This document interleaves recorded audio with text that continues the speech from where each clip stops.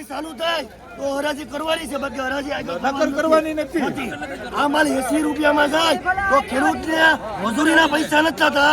ઘેરે જઈને પૈસા વ્યાજવા ગોતી ને મજૂરીના પૈસા દેવા પડે.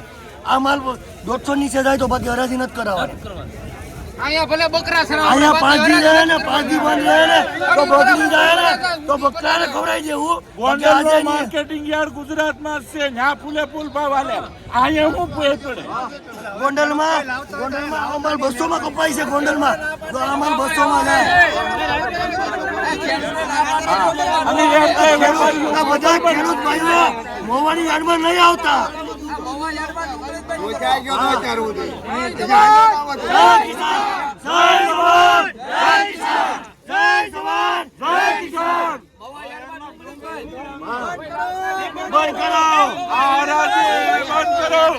ખેડૂતનો માલ 2 ભાગનો તો બગડી ગયો, 1 ભાગનો છે એમાં 3 વકલ કરીએ છીએ તો ભાવ નતા તો દાડિયાના પૈસા હું ઘેરે જઈને વ્યાજવા ગોતવાના. 160 માં દેવાની ક્યાં દઈ દેવાની વાત? તમારે ફોટો નાખો તમે આમાંથી આગેવાન હોય તમારી રજૂઆત કરો પેલા. બધા આગેવાન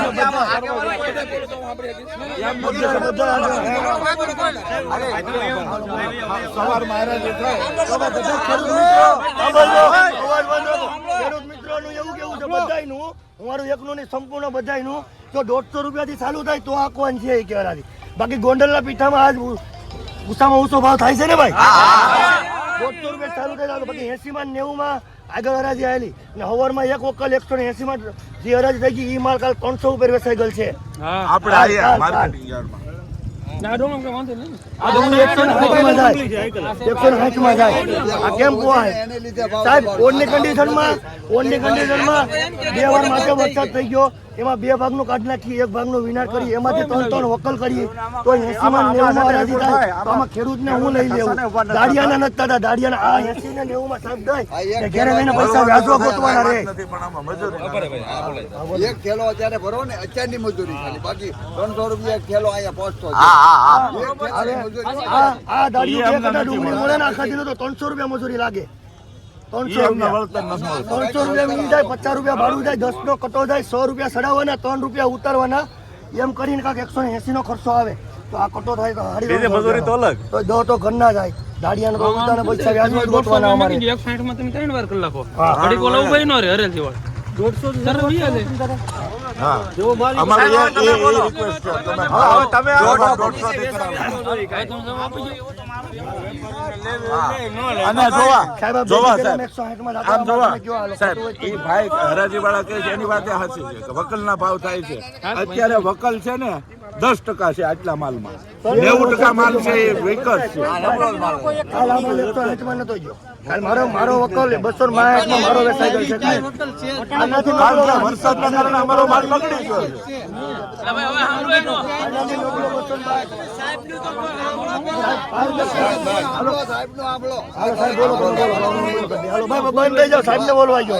બોલો સાહેબ. કેવું કહી દેજો, પછી વચ્ચે કોઈ નહીં બોલતું. બરોબર ને?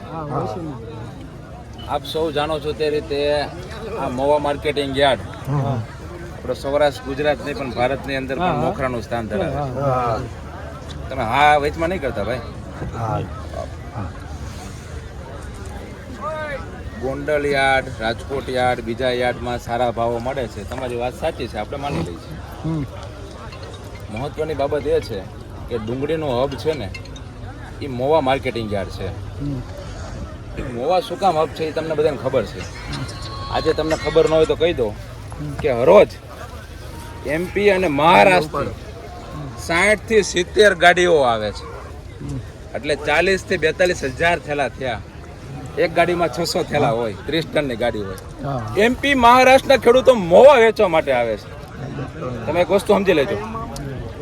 આનું કારણ એ છે કે અહીંયા પૂરા ભારત દેશના 90% ઉદ્યોગો છે ડિહાઇડ્રેશન, કે જેમાં ખરેખર જે નબળો માલ છે એ એમાં ડિહાઇડ્રેશન બનીને ચિપ્સ ને કિબલ ને પાવડર બનીને બીજા દેશની અંદર નિકાસ થાય છે.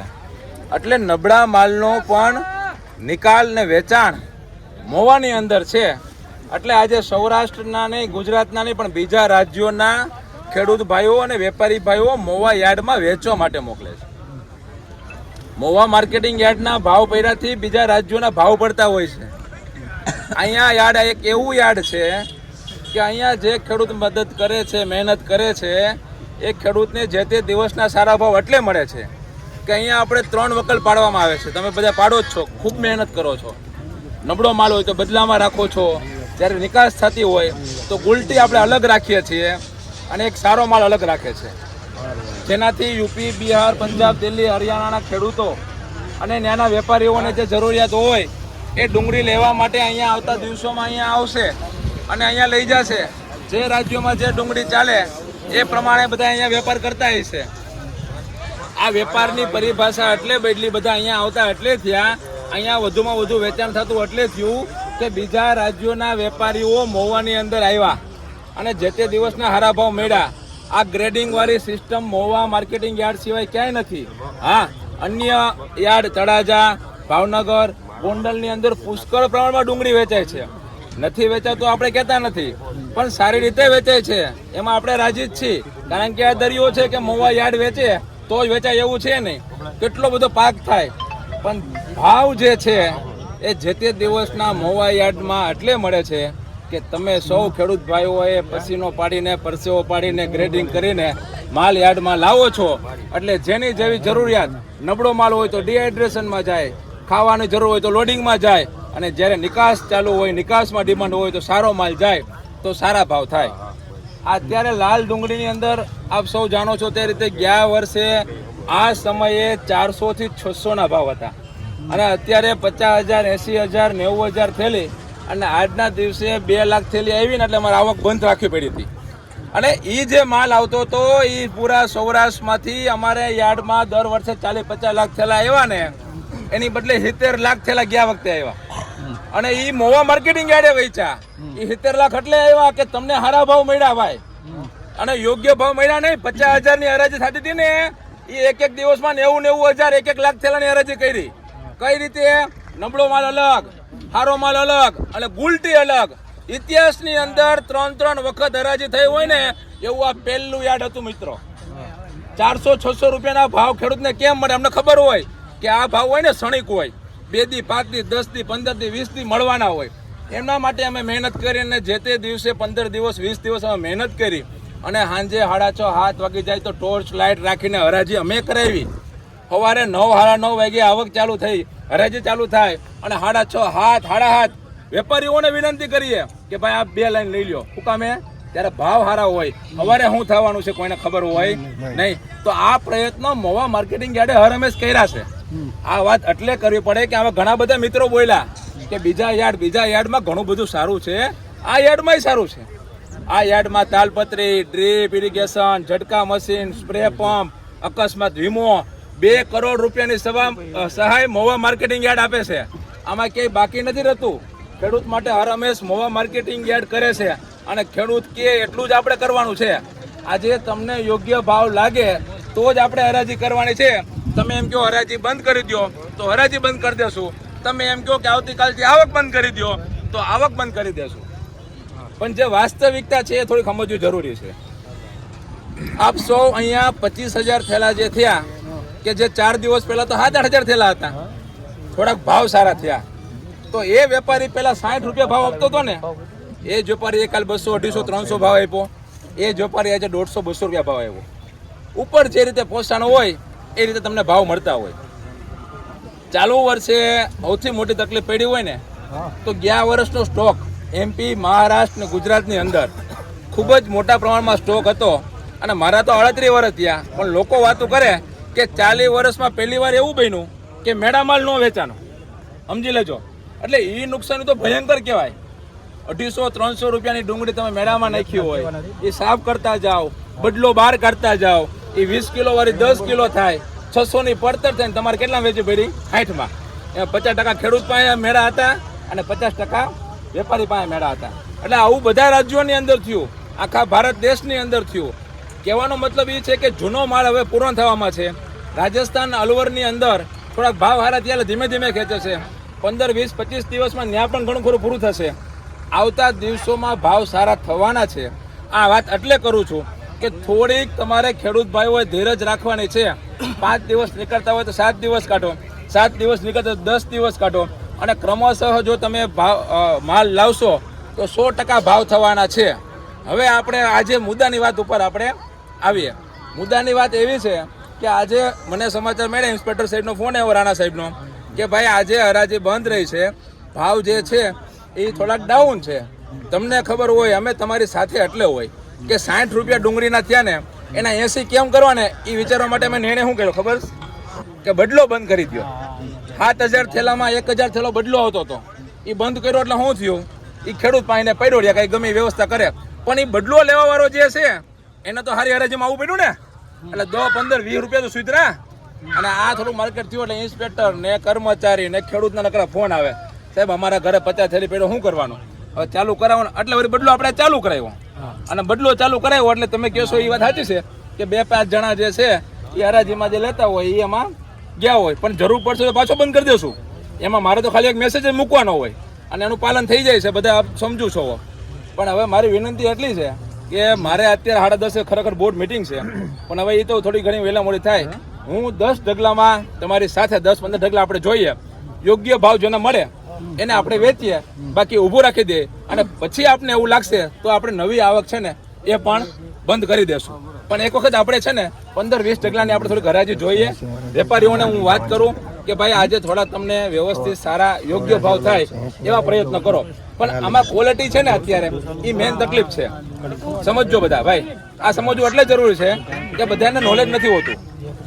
બધા શું કીધું 2 દિવસ પહેલા ભાવ થયા હતા કે બાંગ્લાદેશમાં છૂટી મળી એને હિસાબે ભાવ વધી ગયા. ભાઈ ભારતના સરકારે એક્સપોર્ટની ના જ નથી પાડી, પણ એ લોકો લેવા માટે તૈયાર નહોતા, કારણ કે ન્યા હવે 140માં ડુંગળી થાય ભાલિયાભાઈ, એટલે આ 60-65 ને પહોંચી જાય છે, એટલે લેવા આવ્યા છે.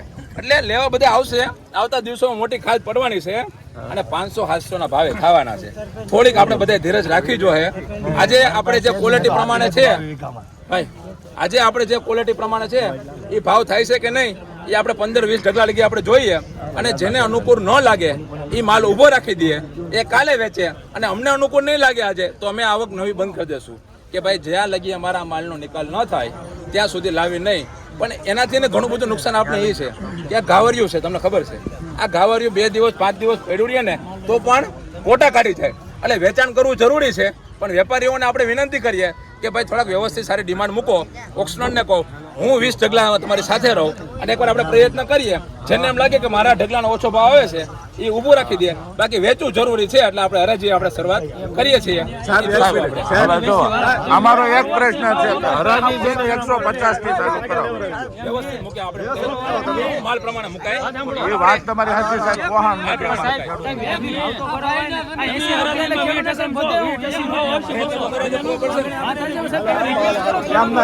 તમે વેપારીઓને કહો 150 થી માથું ચાલે. હા વિશાલભાઈ, ભાઈ તમે હવે છે ને સાહેબ એક વાર આગળ આવી જાઓ.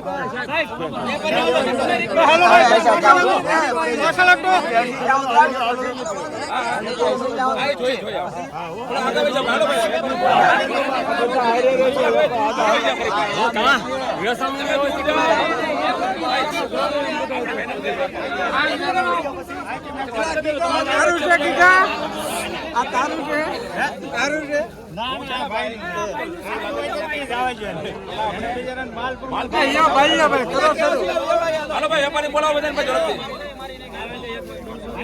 ભાઈ ખેડૂત ભાઈઓ હમણાં ઢગલા જાઓ ઝડપથી. હાલો હાલો ભાઈ સિક્યુરિટી વાળા ગઈ ગયા.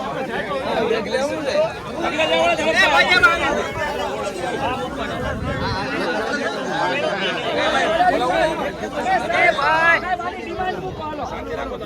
ખરેખર સાઈડમાં જાઓ પછી આવો પાછળ વહી જાઓ બધા. ખેડૂત મિત્ર બધા સાઈડમાં આવી જાઓ. મિત્રો આ વકલના 205 રૂપિયા મિત્રો ભાવ આવ્યો. તમે ક્વોલિટી મિત્રો તમે જો સુપર ક્વોલિટીનો મિત્રો માલ છે. 205 રૂપિયા. ખેડૂત ભાઈઓને મિત્રો હરાજીમાં મિત્રો પૂરતી ભાવ નહોતા મળતા, એ પ્રમાણે મિત્રો હરાજી અત્યારે મિત્રો ઊભી રખાવી હતી, પણ વીપી પાસાણી સાહેબ મિત્રો આવીને થોડીક સૂચના કરી છે. તમે મિત્રો વિડીયો જોયો છે. હરાજી મિત્રો અત્યારે પાછી મિત્રો અત્યારે ચાલુ કરાવી દીધી છે, અને આ હરાજી આપણે શું કે ઉડિયો છે પછીનો મિત્રો ભાવ છે 205 રૂપિયા મિત્રો ભાવ આવ્યો. બાકી મિત્રો અત્યારે જોયું આગળ હરાજીમાં કે કેવા વકલના મિત્રો કઈ રીતના ભાવ છે. ક્વોલિટી તમે મિત્રો બધા વકલની મિત્રો બતાવું, અને આ તમે જો મિત્રો બધાને ખેડૂત અત્યારે મિત્રો બધા ભેળા થઈ ગયેલા છે હરાજીમાં, લાઈવ હરાજી. અને વીપી પાસાણી સાહેબ પણ મિત્રો આવી જશે હરાજીમાં મિત્રો ભાવ બોલવા. તમે જો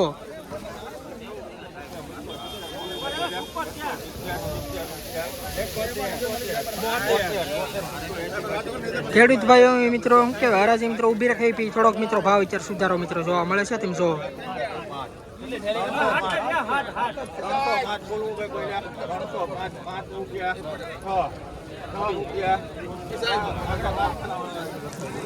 306 રૂપિયા મિત્રો ભાવ છો. તમે ક્વોલિટી મિત્રો તમે જો સુધારો મિત્રો જોવા મળ્યો છે, કેમ કે ખેડૂત ભાઈઓ મિત્રો બધા મિત્રો હરાજી ઊભી રખાવીને પછીનો મિત્રો ભાવ થોડોક મિત્રો તમે જોવો. તમને મિત્રો ખબર છે પહેલાની હરાજી અને અત્યારની હરાજી 306 રૂપિયા મિત્રો ભાવ છો. એપીએમસી મોવા 20 કિલોનો મિત્રો ભાવ છે.